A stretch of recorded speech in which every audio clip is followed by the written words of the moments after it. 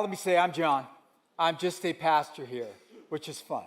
So this summer we've been going through the minor prophets, right? We've covered the books of Jonah and Habakkuk, and now we're about ready to jump into the second shortest book in the Bible. It's the book of Haggai.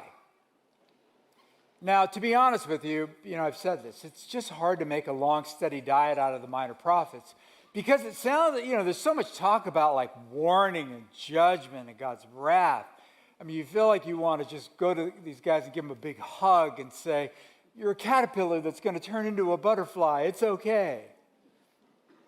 Obviously didn't hit a funny bone, but that's all right. Okay. So let me give you some historical context to the book of Haggai. And we're going to give it to you by going back to our study in the book of Habakkuk. Now, if you remember, Habakkuk lamented, he sorrowed over the prophetic message that he received from the Lord that the Babylonians would come and conquer God's people, and in the process, Jerusalem and Solomon's temple would be destroyed.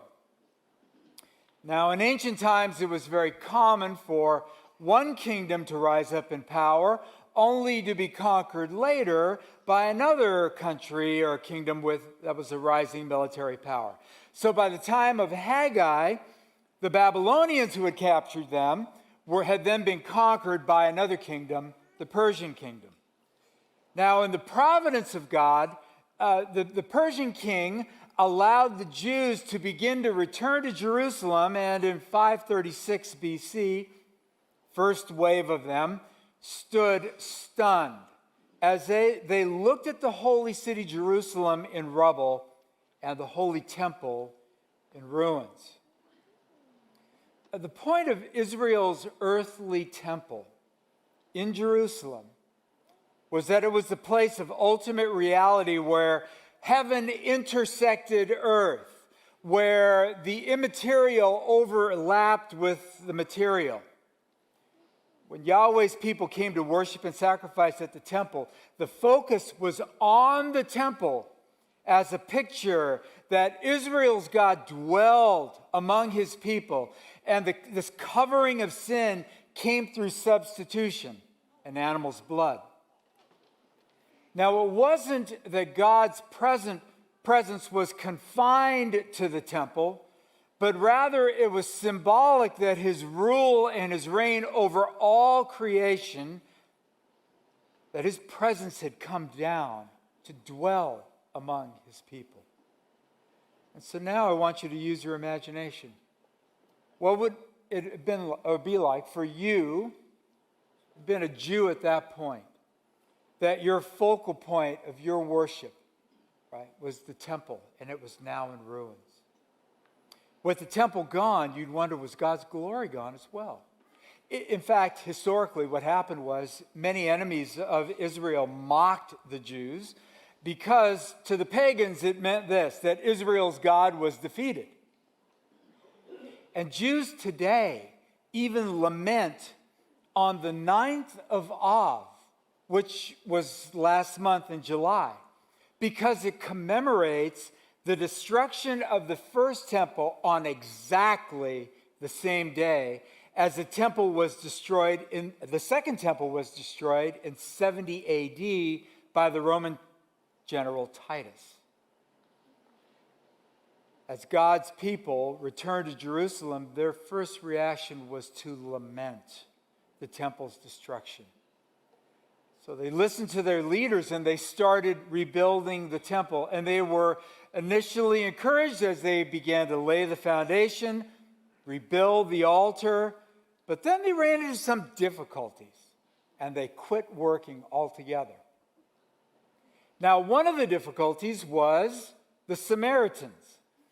The Samaritans shared a common ancestry with the Jews because when nations came to conquer, right, they left the poor behind, the poor and uneducated behind. So in Israel, there were left the poor and uneducated. And when these countries who had conquered Israel, right, would haul off their elite, they would also move people from another nation that they've conquered to live then with Israel's poor and uneducated. And so the Samaritans, right, these Jews began to intermarry with these foreign people, and as a result, voila, the Samaritans. And the Samaritans were treated as half-breeds by the Jews. And this animosity continued into the New Testament. So 18 years later, right, after God's people had begun to work and they ceased to work on the temple, 18 years later, now God spoke through the prophet Haggai to wake his people up to finish what they started. Now, we don't know much about Haggai's life, except that he was taken away to Babylon along with others, and he now returned in this first wave to Jerusalem, probably as an older man. So let's begin reading. Verse 1 of chapter 1. In the second year of King Darius, on the first day of the 6th month, the word of the Lord came through the prophet Haggai to Zerubbabel, son of Shealtiel, the governor of Judah, and to Joshua, son of Jehozadak, the high priest. The Lord of armies says this: these people say, the time has not come for the house of the Lord to be rebuilt. So here's the first point. There was a problem. Initially, they stopped building because of an external enemy, the Samaritans. That combined with an internal enemy led the people to put off the building, saying, it's not the right time. It's not the right time. External pressure might have jump-started the process, but there was something internal that took over. There was an external enemy, but there was also an internal enemy. So for Israel, they filled their time with their own personal interests. This isn't a good time to do what God wants. I have too much on my plate with my own life. Does that sound familiar? Oliver Berkman, a time management expert, wrote a fascinating bestseller about the preoccupation that we have with using our time in productive and efficient ways. Unfortunately, he concluded, that's only making us more neurotic and stressed. Even more shocking, it's an attempt on our part to deny this inability that we can't do everything. We can't be everything. We don't want to admit that, so we just enter into it. We think deep in our heart that we can be infinite. He writes, now here we get to the heart of things, to a feeling that goes deeper and that's harder to put in words. The sense that despite all the activity, even the relatively privileged among us rarely get around to doing the right things. Berkman seems to be putting his finger on something very important. What is the right thing? What's the main thing? And why do we stop doing the main thing? Why do we stop doing it? Procrastination is something many, if not all of us, struggle with, right? And thanks to the internet, procrastination has never been more popular and easy. Now, procrastination itself shouldn't shock us, all right? What should shock us is that procrastination is not just something related to work, and it rarely involves doing nothing. Procrastination is about doing the wrong thing or trivial things while ignoring the main thing. Procrastination is not really doing nothing, but it's kind of we think of it as a laziness. It's more than that, though. It's sort of a passivity. It's kind of a intentional neglect, I suppose, right? That involves treating other things as more important than they really are, and then trying to justify it in our lives. So this isn't me trying to confuse people, okay? So when I bring this up, it's not, right, to like toot my own horn, or it's to make people say, gosh, I have no idea what he's talking about. But the Greek philosophers, Plato and Aristotle, they didn't have a word for procrastination. They didn't have a word for it. Instead, they called it, by the Greek word, akrasia, or a weak will. Here's how they described it. Take the person who knows what the good and right thing is, but when it comes to time to act, they procrastinate by finding other things to occupy their attention, and they find reasons to do it. They find other reasons not to do the right thing, right? They call this person incontinent. Now, they didn't mean a person who needs to wear an adult diaper because they have a problem with leakage, right? All you older folks know what I'm talking about, right? Okay? It meant that they suffered from a weak will. Being incontinent was suffering from a weak will. They had akrasia. I would like to do the right thing, and I know the right thing, but there's also the person then who knows what the good thing is, the good and the right thing is, but when it comes time to act, they procrastinate and stall initially, but then they end up doing the good, the right thing, but with no joy.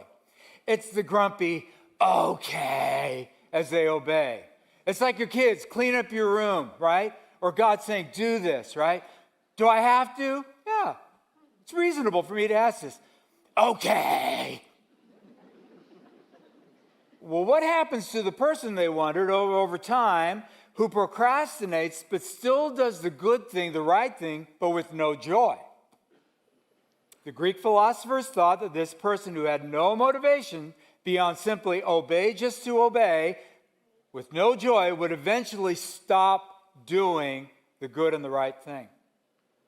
In other words, if you just view the Christian life as obedience and there's little joy involved, eventually you're going to stop because of akrasia, this weakness of will where you have to follow through and act. So the ancient Christians spoke of akrasia, this weak-willed condition, as something that's a temptation for all of us. They were concerned that the deadly effects of it, the deadly effects of it in our spiritual life, what some have called spiritual procrastination. This person knows full well who God is and what he wants of them. And yet they procrastinate by filling their life up with everything else that seems good to them. It's right.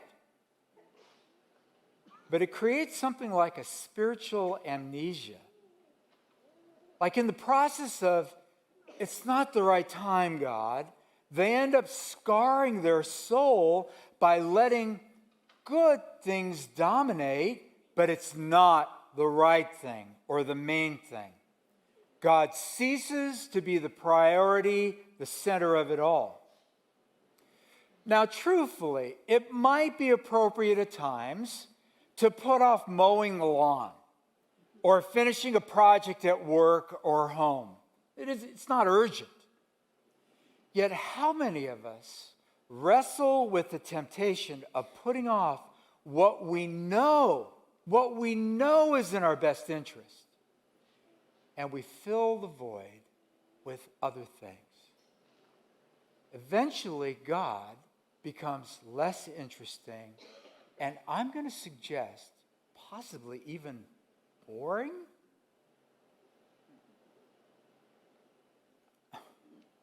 Look, if you think about it, growth as a person, I don't care whether you're a Christian or not, growth as a person, it takes time, doesn't it?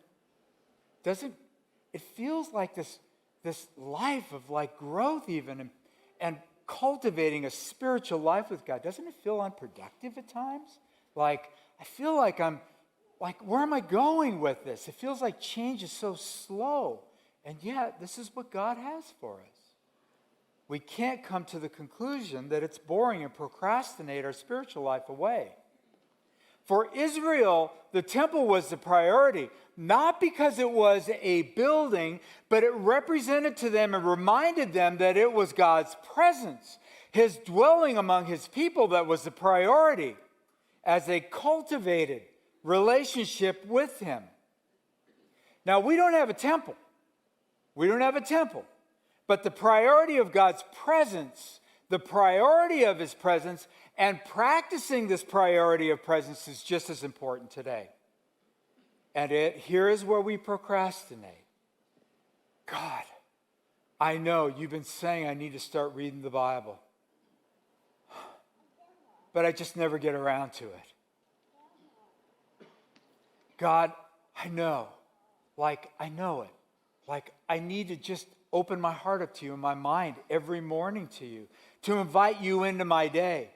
Oh, and then I just eat breakfast and I start thinking about work and then it's done. I'd like to be in a small group. I've been thinking about it for a while, but oh, look, donuts. Or how about this? I have to say this because I seriously am not trying to guilt people. But some of you who are older Christians, mature in your faith, you have thought about leading a small group, and you could lead a small group. And the Spirit has been tapping you on the shoulder saying, it's time. And you've been putting it off, filling your life with other things, good things. Maybe now is the time to step into a gap. Soon good intentions fall by the wayside and we end up filling up our time with more work, making sure that the kids are involved in everything, more hobbies, more internet. The priority of God's presence quickly takes a backseat in procrastination, and this creates a spiritual kind of amnesia. We forget about God. Dallas Willard wrote, indeed, one of the greatest tests of our faith, our confidence in God, is how we plan to use our time. And Dallas and I will both say this. From the moment that you wake up in the morning, that's absolutely critical. Because from the very moment that you wake up, there is a spiritual conflict that plays itself out. Will you keep control over your day in life? Or will you open up your heart and mind to God's presence in your life?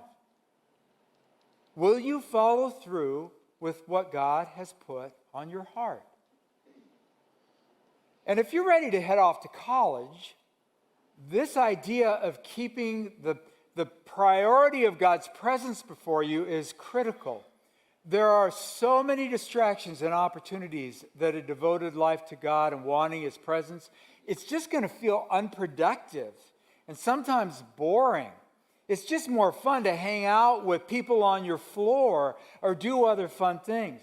But I want to be very clear in saying this to our younger collegians, or our collegians and younger folks in school and adults. You can listen. It pays to serve Jesus. It pays to put him at the center of everything that you do and to serve him. Do not take your foot off the pedal of keeping him a priority, the presence of his, the priority of his presence in your life. So then what did God do in the lives of these Jews who had come back? We're going to see he brought disruption, a disorder to their lives. And I'm going to call this a holy disorder. Let's keep reading. The word of the Lord came through the prophet Haggai. Is it time for you to live in your paneled houses while this house lies in ruin? Now the Lord of the army says this, think carefully about your ways. You have planted much but harvested little. You eat but never have enough to be satisfied. You drink but never have enough to be happy. You put on clothes but never have enough to get warm. The wage earner puts his wages into a bag with a hole in it. The Lord of the army says this, think carefully about your ways. Go up into the hills, bring down lumber, and build the house, and I will be pleased with it and be glorified, says the Lord. You expected much, but it amounted to little. When you brought the harvest to your house, it ruined it. Why? This is the declaration of the Lord of the armies.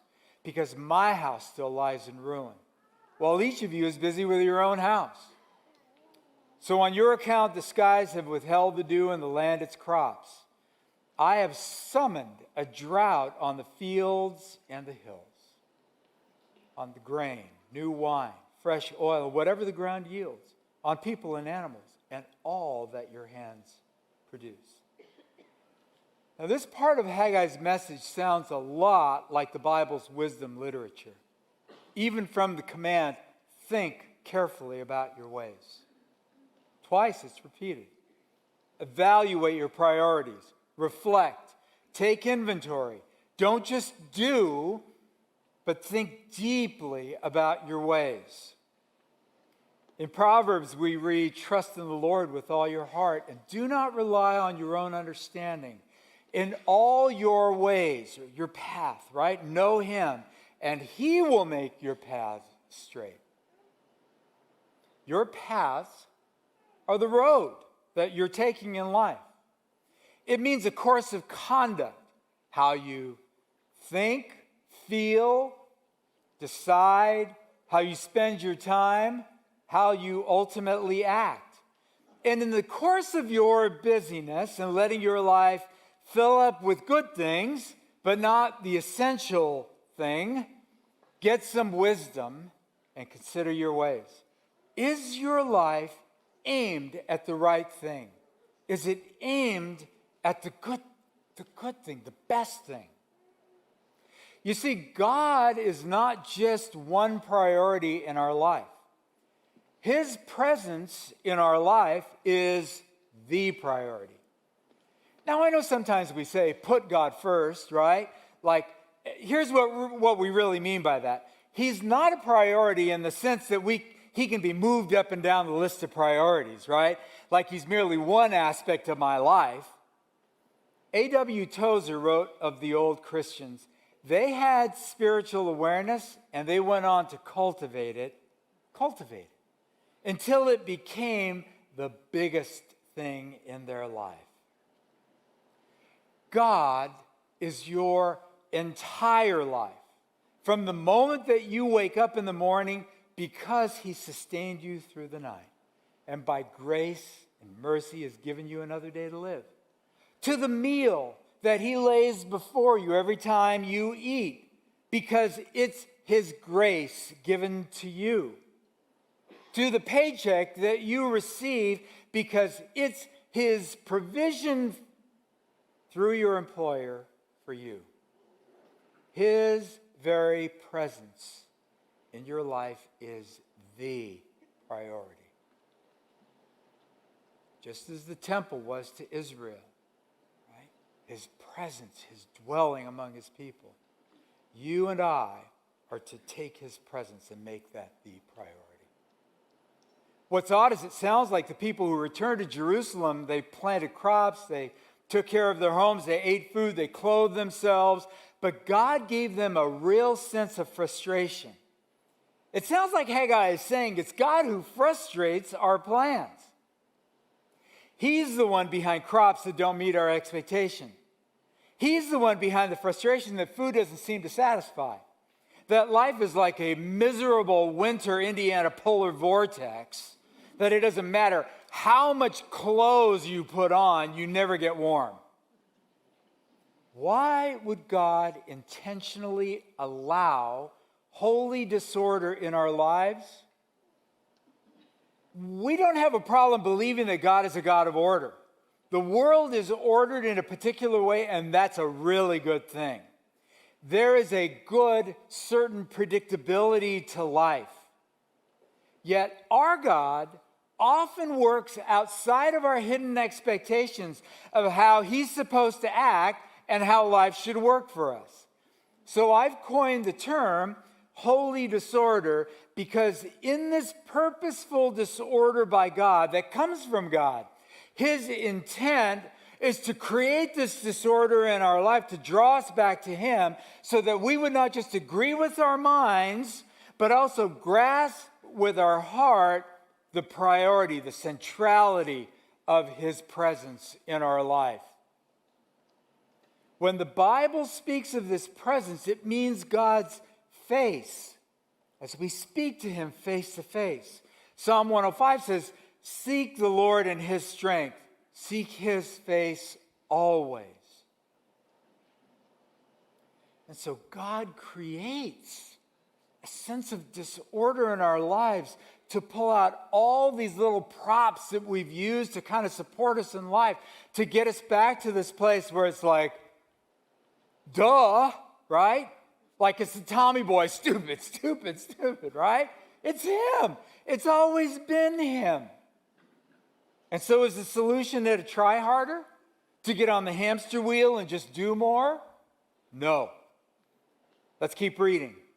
Then Zerubbabel, son of Shealtiel, the high priest, son of Jehozadak, and the entire remnant of the people obeyed the Lord their God and the words of the prophet Haggai, because the Lord their God had sent him. So the people feared the Lord. Then Haggai, the Lord's messenger, delivered the Lord's message to the people. I am with you. This is the Lord's declaration. That was it. I'm with you. The Lord roused the spirit of Zerubbabel, son of Shealtiel, governor of Judah, the spirit of the high priest Joshua, son of Jehozadak, and the spirit of all the remnant of the people. And they began to work on the house of the Lord of armies, their God, on the 24th day of the 6th month in the 2nd year of King Darius. By the way, as an aside, listen, you know how I know, one of the ways that I know the Bible's true? Like, listen, when you're reading a myth, okay, you don't get the exact date, okay? Like, this is for real. Like, it's actually the exact, on the 24th day of the 6th month. That's the word of God, all right? Okay. So the solution to this holy disorder is not to do more, it's to fear God. It's the fear of the Lord. The wisdom literature in the Bible is clear. The fear of the Lord is the beginning of wisdom, and the knowledge of the holy is understanding. Wisdom is a competence or a skill in living life the way God describes life to be lived, knowing what or who the main thing is and pursuing it with intention. Gerhard von Rad wrote this: wisdom is being competent with regard to the realities of life. And so, if the greatest reality of life, which is God, right, is in our lives, that should move us to fear him, and this is an incredible gift to us. Now, this fear of the Lord isn't about cowering in a corner, being afraid of what God might do to us. It isn't obedience with a grumbling, okay, I'll just do it. Fear of God is a sober. It's like waking up to the reality of life. It's awe-inspired, sober, awe-inspired, joyful delight in the reality of who God is and what he's done. The fear of the Lord is seeing him as he truly is. It means in awe and wonder to grasp this God in amazement, captivated by his beauty and treating him according to that beauty. So this spiritual procrastination that allows God to be pushed to the margin of our lives, to live life as if everything else is the main thing or the right thing, is what the wisdom literature calls foolish. The irony of life is that you can chase a lot of really good things in your life. You can chase down a lot of knowledge on the internet and still be a foolish person. So how then do we get this fear of the Lord? Well, we read this, that the Lord's declaration to the people was what? Simply, I am with you. I am with you. Now, we know On this side of the cross, Jesus said in John 2, chapter 2, verse 19, destroy this temple and I will raise it up in 3 days. Jesus was speaking about himself, his own body. He was saying, you Jews think that this building is reality. I'm the ultimate reality. I'm the ultimate presence you need. When Israel's priests offered the sacrifice in the temple on Yom Kippur for the forgiveness of sin, the glory of the Lord filled the center of the Holy of Holies, so the priests fell on their knees to worship. And Jesus is saying, oh yeah, that's me. All of me. The Apostle John wrote this in chapter 1 of his gospel.